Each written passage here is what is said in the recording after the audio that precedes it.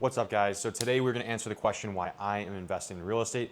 It really comes down to three simple pillars, but I'm going to get into a little bit of detail on all of the pillars, just so you have an understanding of why I'm investing, and maybe this can resonate with you and why maybe you're investing right now currently, you can relate to this, or why you should be investing in real estate. Maybe you need that extra little financial bump, or it's something to do with maybe like giving back, or just using your resources and knowledge to do something great. So hopefully this video provides a lot of value, and if it does, please like and subscribe to the channel. It means a lot to me. Also, if you want to book a call with me to talk strategy on scaling your portfolio from residential to commercial, or if you're just looking to break into real estate, whether you're breaking in on a commercial level or residential, there's that link in my description and also in the bio. So you can book a call with me free of charge. I just want to talk to you about real estate. That's what I love doing. So book it, it's free. Also, if you guys want to be surrounded by like-minded individuals, there's that school community down below. Make sure you click it. I think we have a few spots left before there's a charge associated with becoming a member. All right, let's get right into it. So what are we talking about? Actually, I don't know. So it's wealth, impact, and misconceptions. So why do I invest in real estate? Well, there's a lot to it, but we're going to break it down between these two things. Like, this is probably the most important two things, and then the misconceptions I want to throw at you, because in today's day and age, everyone thinks that they know what they're talking about when they start talking about real estate, whether it's residential or multifamily. Me, I've been investing in the sector for 2 years, done a lot of research for like the last 4 years, and I still think I am just at the tip of the iceberg. So just to give you an idea, but want to kind of debunk those, because that's not really what's going on in real estate. But it's also up to the operator, but we'll get to that in a second. So wealth, yes, of course I'm doing it for wealth. So how do you create wealth from real estate? One, my favorite is forced appreciation. All right, forced appreciation. So how do you get that? Well, you buy at a level that's below market, you renovate it, you rent it out for a higher amount, and then when you go to get the appraisal done, hopefully it appraises higher at market, or maybe slightly above depending on your renovations, and that's how you force appreciation. So you also can have normal appreciation, or we'll call it, normal, regular, just general investing in real estate. You're going to see some type of appreciation, because everything goes up in value. And I say that very generically because that is true, but also if you invest in some areas, you could see that it goes down in value. So that's why market timing is very important. But general appreciation is because you've bought something in maybe an underdeveloped area, and then you have small businesses coming in, you have larger corporations coming in, you have more single family homes being built, or apartment buildings, or whatever it is, and then that whole area gets gentrified, has shopping malls, retails, gas stations, whatever that is, and you bought when maybe it was a few cow pastures and 15 homes, or maybe it was all single family homes and you're the first one to build multifamily, or buy the only multifamily there in the market, and then the businesses came in, and it because of the more demand for workforce, that increased the demand for apartment housing, and therefore your apartment appreciated. That's all just normal appreciation. You can't really have you can't funnel corporations in and force that yourself, or build more gas stations, or force people to move in. So that's forced appreciation, is you actually doing the work. I've talked about it a bunch of times in my channel, probably don't need to get in that much detail. Normal appreciation, equity pay down is pretty big.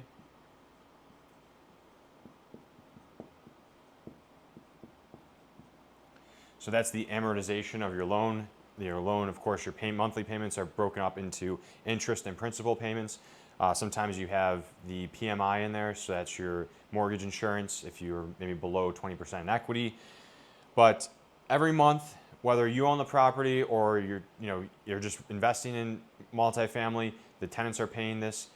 That's your equity is going to go up each month. In the beginning, it's very slow. You're paying a heck of a lot of interest on your loan. But after, I would say maybe, I don't know, years 5, 7, somewhere around there, that's where it really kicks in, especially if it's a 30-year amortization.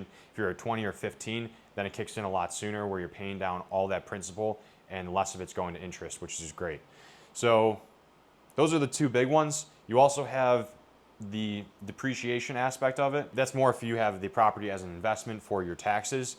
But that's huge as well. That's going to save you, maybe if the cash flow, well, let's put that on there too. Cash flow is another one. Maybe the cash flow is minimal here.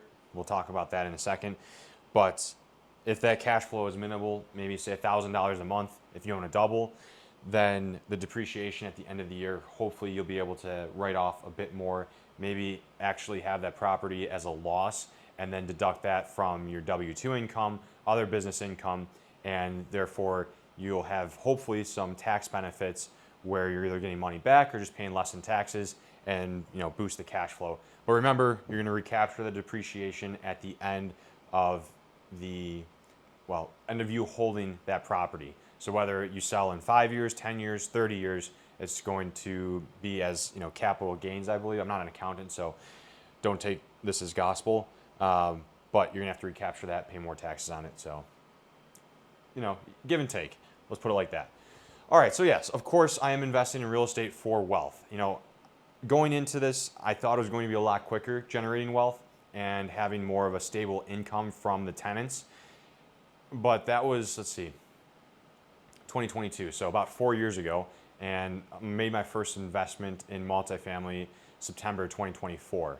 So from 24 to 2026, so 2 years, the reality set in of owning real estate. It's great, and I know it's going to get even better. But my the 20-year-old in 2022 had no clue about how little a cash flow was going to be, or how slow it was going to take. But it is a process. You just have to follow it, and you will generate considerable wealth for yourself or your family. So just in the beginning stages, but I want to point that out. So yes, doing it for wealth, eventually to provide for my family. I'm also a Roman Catholic, so helping out the church at some point, that is definitely one of my goals. Don't know in what form. So the need for myself and my assets, resources in that church will present itself. Not my plan, but God's plan. So, and that's another reason why I'm trying to build wealth, is to help other individuals. So moving on, impact. So real estate is a service business. Yes, this is a great point because you are serving the tenants. There's a misconception, I think, maybe this should be over there, but where people think that the tenants owe you that rent. They do, but you also have to make sure that that unit, their residence, their home is a good place to live. Or they're just going to be like any other individual, and if things start going wrong and you're not fixing them, but they've asked you to fix them, there's going to be a little hesitancy to pay rent. So you are serving that individual, and my brother and I take that very seriously right now, and hopefully as we continue to grow the property management side of things and our real estate holdings, that we can trickle that down, that belief and mission to our property managers, so then they can relay that to the tenants, and that's how we're going to scale and build something that's this industry. Of course, there's other people out there building the same thing, but something that, because we're taking over distressed properties, it's not necessarily seen in that specific niche of real estate. So a lot of people that take over distressed properties, they'll do a little bit, they'll do like a half of a remodel, and then they'll go back to treating the tenants poorly because after the refinance and they pull their equity out and squeeze the property for all of the cash, why should they still care? Because they've already done their damage. But so so continuing on the impact, I just want to give one story about the tenants that we have that actually immigrated over from India. And we took a risk on the father who immigrated first. He was in Virginia, moving up to Buffalo, and we were like, okay, we talked to him, seemed like a good individual, had the the financial aspect to back him up, and we're like, okay, let's see what happens. But to cut that story really short, because he's a tenant, he's been a great tenant as well. But there was a time where we had to give him 3 months of not collecting rent. He did pay that up at the end, but it was a risk that we took in order for him to provide a home to his family and continue to grow, his resources and assets in the United States. So he communicated with us very well during that time and said he's working, on trying to get the funds over and settled here in the U.S. and his family was helping him out. So we were like, okay, we were very patient with him.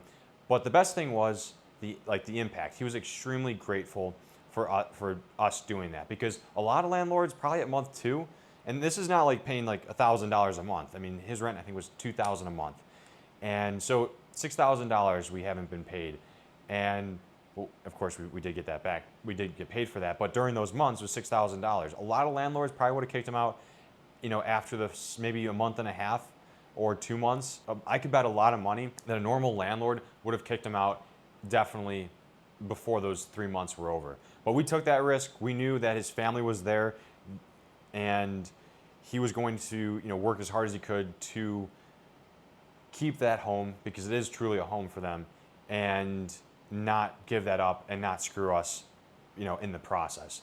So seeing that come to fruition, I know I'm not saying go and do this for everyone. Of course, you have to have a good tenant in there. You have to make sure that he's, settled somewhat, he has good financial awareness, and he's going to do the right thing for his family and also for you. So don't do this with everyone, but it just shows you that small little impact of, being patient with him, being patient with your tenants, that it really pays off. And that's one reason why I'm doing it. Another big reason too, the impact we've been taking, like every purchase we've had, the 6 doubles, the 20 unit apartment complex, these properties are distressed. Like, I wouldn't want any of my worst enemies living in these properties at some point. Okay, some of them, they look better than the other, but the properties are coming to us very distressed, and it's like, how do you live in a bathroom that's growing mold on the walls?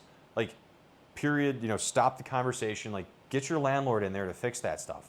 So we go in there, we demo everything, do tile showers, get new vanities, toilets, all of that good stuff in there. So it's, there's a lot of work going into each unit, and it's great to see what what was before to where we're taking it now. Yes, it comes with, financial building wealth increase as well, because we are charging more for rents, but it's well needed. These properties are, it's not like, and it's not we're kicking people out too. It's when they turn over, or we'll move a tenant from an old unit into a new unit. Of course, they're gonna pay higher rent, but they're getting a lot better quality unit for that price. So making that type of impact is huge on why I continue to invest in real estate. Next, misconceptions. All right, so the 3 a.m. calls. Everyone thinks that when you become a landlord, you get the 3 a.m. calls. I've been texted at 3 a.m., but it was never for something that could not have waited until the next day. And I've never woken up to a phone call or a text at night. Let's just say that, okay? So when I got that 3 a.m. text, just saw it in the morning, took care of it at that point. You have to do your due diligence on the tenant. If you are investing in the east side of some place, I'm not saying all east sides are bad, but you know what I mean. Of course, here in Buffalo, the east side is a little rough. South Buffalo, depending where you are, can be a little rough as well. And I'm just saying this from the overall atmosphere. If you have a tenant in there that is rough, expect to have a lot of calls. That's just common sense. If that's the only thing you can afford and you want to get invested in real estate, that's what you have to deal with. It doesn't mean you're going to be dealing with that for the rest of your life. You want to level up, right? So you want to continue to build that portfolio, move on to a better property, or just get really good tenants in that property you have in that rough area. It doesn't mean that everyone's rough in there. You could get a great family in there as well. So just know that the tenants are going to, make or break this investment through, and it sounds pretty obvious, it's going to, make or break the investment. But the 3 a.m. calls are not real. They're just definitely a big misconception. You are going to have, to respond to requests, but a lot of them will be able to wait to the next day. Just make sure you respond to them and don't push them off for months on end. That's when you're going to run into big problems. All right, number 2. I don't know if this is okay. So respect isn't weakness. So this is a great one.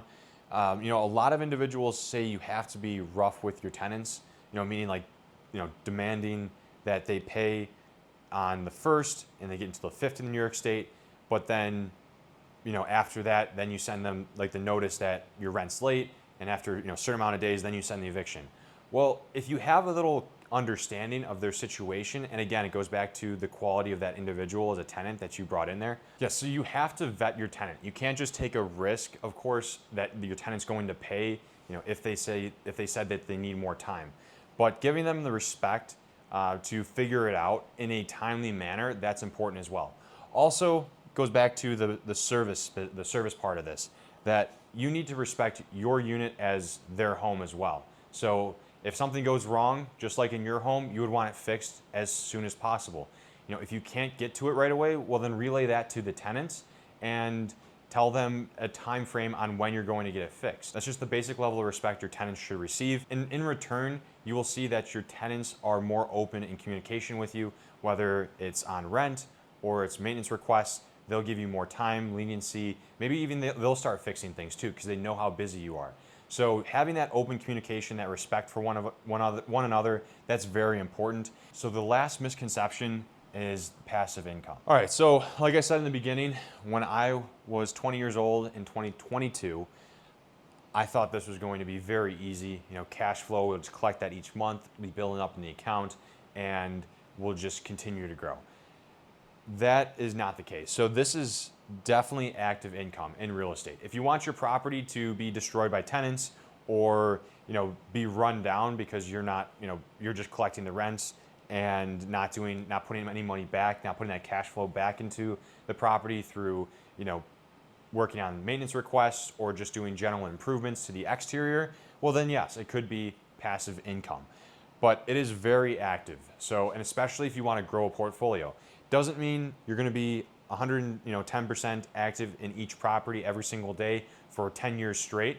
If you want to go on a 5, 6, 7 year run and build a portfolio that's going to set you up for 20, 30 years down the road, that's huge. Like that is going to give you a massive head start than the person that's not taking any action at all, or maybe buys one property and says, oh, this is not passive income, I'm out, and then sells at the bottom of the market. That's not someone you want to emulate. So it will be passive income, once you get the operational procedures down.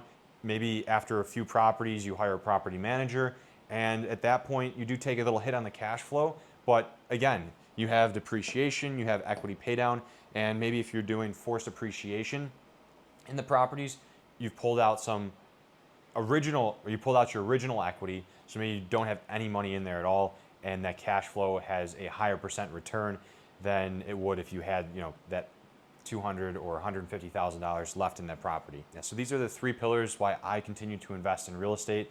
And if you have any questions, make sure you drop them in the comments. Also, forgot to put this in the beginning, but if you have any requests on any videos you want me to do, whether it's in front of the whiteboard, laptop, or at a property, we are going to start renovating that 20 unit, hopefully beginning of September. So I'll have a lot of videos coming out about renovations. If you have any topics you want me to cover, make sure you drop those in the comments as well. If you want to set up a call with me, there's that link in my bio and also in the description. And make sure you guys join the school community too. Like I said, it's only free for a few more members, I think up until 23. And then after 23, we will start charging for that. So make sure you get that value, and I will catch you guys in the next one.